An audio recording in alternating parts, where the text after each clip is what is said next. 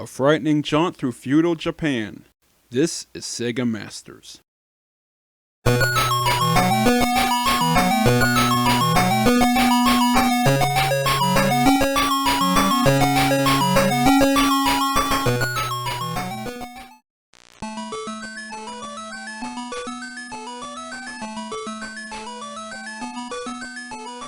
A nice pumping intro to set the tone for today's spotlight, which thankfully isn't another computer port. We get to end that string with an original title for the Master System, Kenseiden, which translates as Sword Saint Legend or Legend of the Sword Master.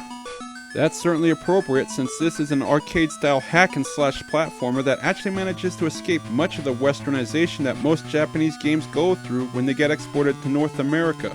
And while Kenseiden isn't the most prolific title on the Master System, it still somehow developed a bit of a cult following among Sega gamers. The setting for this cart is 16th century Japan, which is under siege from an army of demons, and you, as the samurai warrior Heido, are apparently the only one that can save the day. Heido must journey through the country's 16 provinces to find the 5 mystical scrolls and the Sword of the Dragon King in order to obtain the power that will supposedly enable him to defeat the Master Warlock Yonensai, who's holed up in his castle in Edo. On the surface, this cart seems just like any normal action platformer. Using your katana, you must slice and dice your way through the demons and monsters in your path, trying to prevent you from reaching the end of each side-scrolling level. Yet the first unique thing that stands out about Kenseiden is how dark and gritty the game looks. Many Japanese games have had their visuals tweaked for American audiences, but not Kenseiden.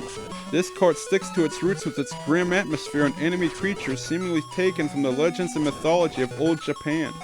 This certainly must have been something of a jolt to the Master System faithful, since the console's library up to this point mainly consisted of fun, cartoonish romps through brightly colored worlds, such as the Wonder Boy and Fantasy Zone series. Even the monsters that were often used as enemies looked mostly cute and charming instead of anything menacing. It's almost like how Disney pretty much stunned their fanbase in the mid-1980s when they interrupted their string of kid-friendly animated films with the release of The Black Cauldron, a far darker flick than anything the studio put out before then.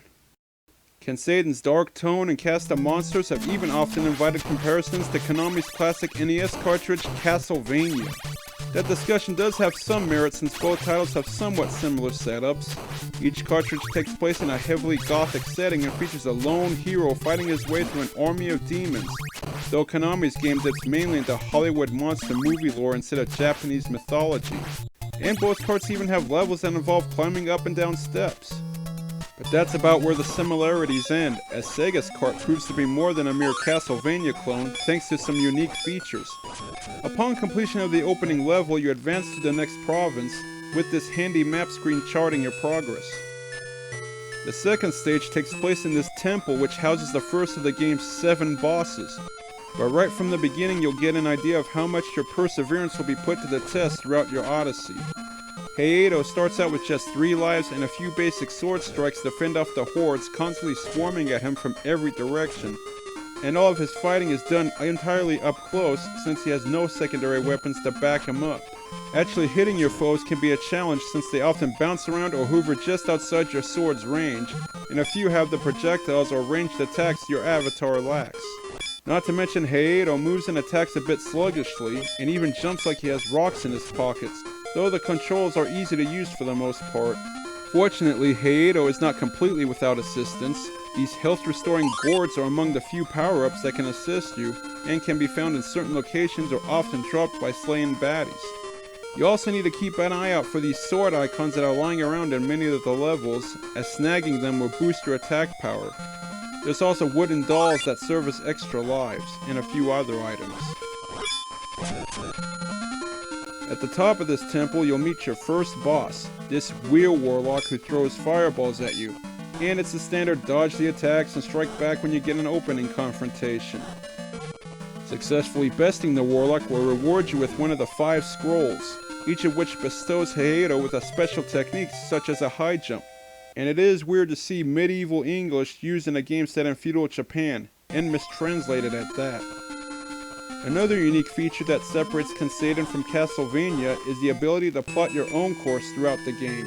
From the conclusion of the second area on, you're given the choice of which province to travel to next on the map screen after completing each stage.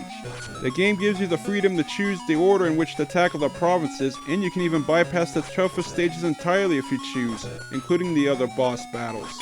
While the game won't stop you from going for the easiest path to Yonensai's castle, your choices carry some risk-reward with them, as skipping certain levels will cause you to miss out on the power-up or other special item it contains. Basically, the game encourages you to take the time to bulk yourself up during your quest, as taking too many shortcuts will leave you severely underpowered for the rigors of the last few levels, and you'll certainly stand no chance against Yonensai in the final showdown. Kenseiden's visuals are certainly impressive, as each of the areas sport colorfully detailed backgrounds, though some environments are reused further down the line, and the enemy sprites are also well done with some smooth animation.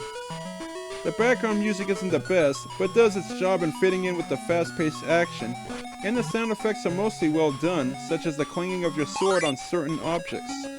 On a side note, it's also fascinating how the provinces on the map screen are displayed in kanji, another example of Kenseiden embracing its Japanese origins instead of hiding from them. A few regions contain these optional training dojos, where an elder will challenge you to make it from one end of a spike-filled corridor to the other, all while dodging or knocking down the arrows constantly flying at you. Taking a single hit will cause you to fail the challenge, though you only lose a sliver of health and can attempt the dojo again. Passing these ridiculously tough tests is worth your time, since you'll be rewarded with either a life bar extension or a talisman to boost your defense. Unfortunately, as much as Kenseiden's unique features keep it from being just another Slayathon, you'll be constantly wondering if earning all these needed upgrades is worth breaking your controller in anger, since quite a few rough edges push the already brutal difficulty level far past Ninja Gaiden levels. It's bad enough foes can cheaply avoid your katana strikes with ease, but the creeps also respawn too quickly and many times right on top of you, leaving you no time to react. Even more annoying is how you're knocked back quite a bit when you do take a hit from a foe, and you can easily get bounced around by a group of baddies while your life bar is depleted in a matter of seconds. In areas that require precision jumping, just one lucky shot from an enemy can bump you off a ledge into a pit for an instant loss of life, with you unable to stop your negative momentum. The boss battles are also endurance matches in their own way.